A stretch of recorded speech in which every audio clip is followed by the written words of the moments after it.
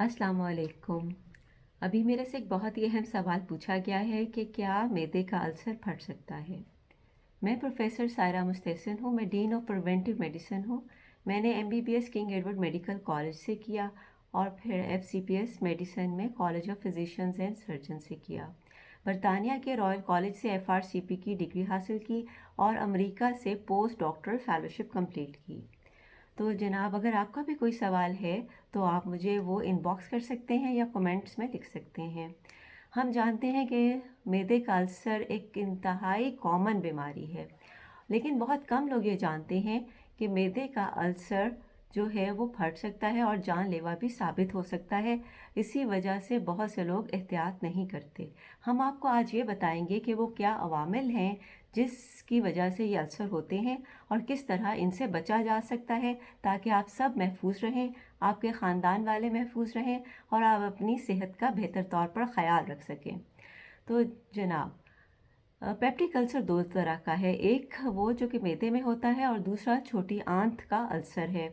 मैदे का अल्सर वाला मरीज़ खाने के बाद जलन महसूस करता है, जबकि छोटी आंत के अल्सर का मरीज़ जब खाना खाता है तो वो बेहतरी या रिलीफ महसूस करता है। दूसरी अहम बात यह है कि पेप्टिक अल्सर की जो तमाम वजूहात हैं वो मैदे और छोटी आंत के अल्सर में पाई जाती हैं। अमूमन ये एक वर्म की शक्ल में शुरू होता है या सोजिश की शक्ल में शुरू होता है। अगर इसका एहतियात ना किया जाए तो ये पेचीदगी का शिकार होकर डीप होकर अल्सर बन जाता है। अगर किसी को मैदे का अल्सर है तो उसे चाहिए कि वो अपने लाइफस्टाइल में चेंजेस लेकर आए, दवा का इस्तेमाल करे ताकि ये ज़्यादा ना हो।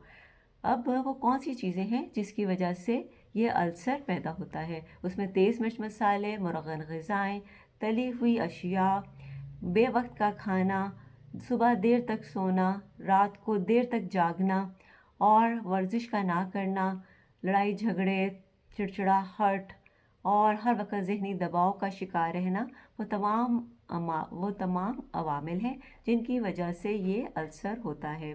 चुनांचे इससे बचाव के लिए ज़रूरी है कि हम अपनी ज़िंदगी को एक ख़ास रूटीन में लेकर आएँ, जल्द सो जाएं और सुबह जल्द उठें। इसके अलावा अपनी ग़िज़ा सादा और मुतवाज़न इस्तेमाल करें। रोज़ाना अपने एक्सरसाइज के लिए कम से कम 30 मिनट ज़रूर निकालें।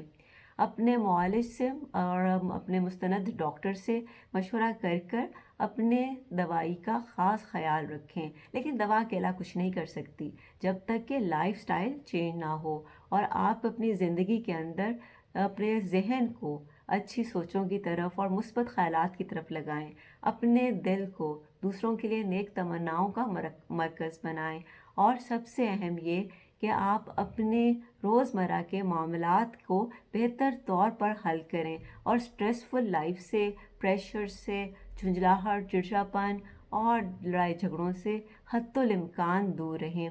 इससे ना सिर्फ ये कि आपका निज़ाम हज़्म बेहतर होगा, मैदे को सेहत मिलेगी, बल्कि इससे ऐसी जानलेवा बीमारी भी नहीं होगी। दूसरा, हमने ये अक्सर ये मालूम हुआ है और रिसर्च भी साबित करती है कि एच पाइलोराई इन्फेक्शन भी मैदे के अल्सर की एक बड़ी वजह है और बहुत से लोग मैदे के अल्सर के बाद कैंसर का भी शिकार हो सकते हैं। लिहाजा अपने मैदे की और निज़ाम हज़्म की बेहतरी की इसी में है कि आप एक मुतवाज़न और सादा ग़िज़ा के साथ एक अच्छी ज़िंदगी गुजारें। अपने इलाज के साथ साथ एक्सरसाइज को अपनाएं और रोज़ाना के मामलात में हद्दुल इम्कान आप अच्छाई के साथ और पॉजिटिविटी के साथ आगे बढ़ें। बहुत शुक्रिया।